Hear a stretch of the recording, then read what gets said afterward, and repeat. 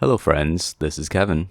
It's been a while, huh? I was playing around on the piano the other day and I didn't put too much thought into what I was doing. I was just letting the fingers do the dancing, as it were. They're very simple notes, just about four, but it did open me up to wondering, how can I use this as a seed in a production, in a song, in anything really?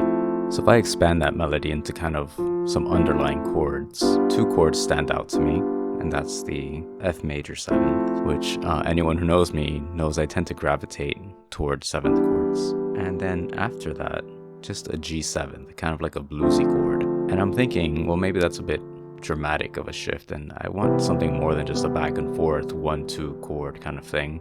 So I thought the G with a 7th is kind of like an E minor, right?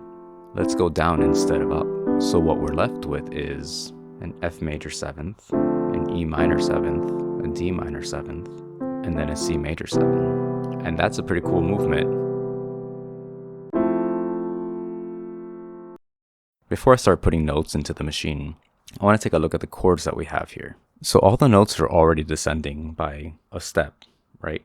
For the most part, which is fine, right? Like there's nothing wrong with it. It sounded fine on the piano, but I want to just kind of challenge myself a bit and see if I can get them to connect a little more, maybe repeat certain notes or have them go back to a note that they were already playing. So I'm going to spend a little bit of time just working on that.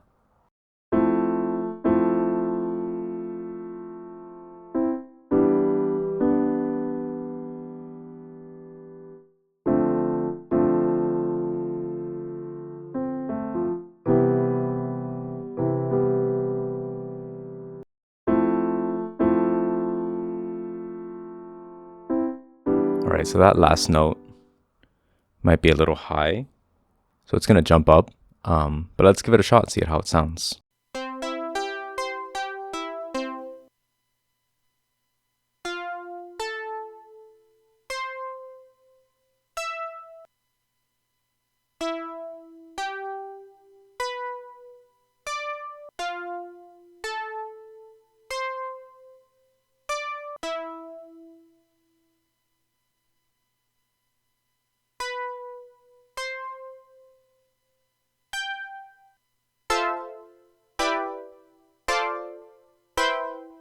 Not bad. Let's expand the envelope a little bit. And then I gotta shorten the measure length since we're just doing 4 chords.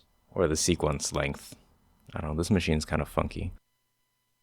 So that last chord sounds maybe just a little bit thin because a lot of the notes are clustered together. It's not as broad as the previous chords. But I think that's where the ARP is gonna help us a little bit because it's gonna transition from each note.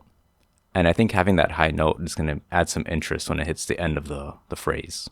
So let's see what happens.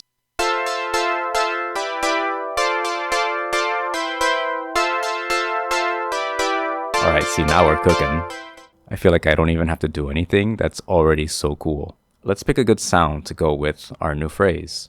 I'm kind of basic, and I love piano sounds, so I'm gonna just pick one that sounds close-ish to a piano.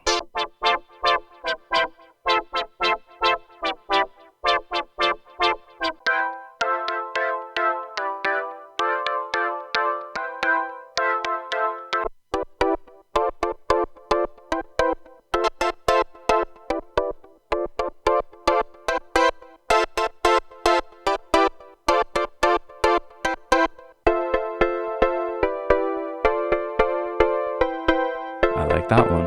What was your favorite from this little selection? Leave a note down in the comments to let me know.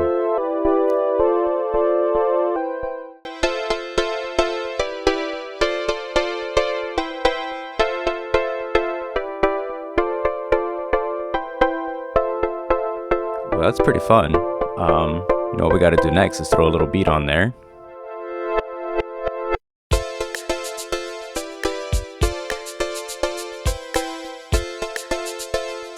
I hope you enjoyed that little breakdown.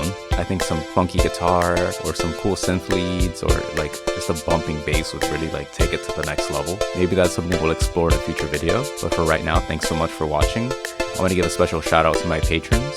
You guys keep the dream alive. Lots of love, lots of peace in the new year, and I hope to see you in the next one.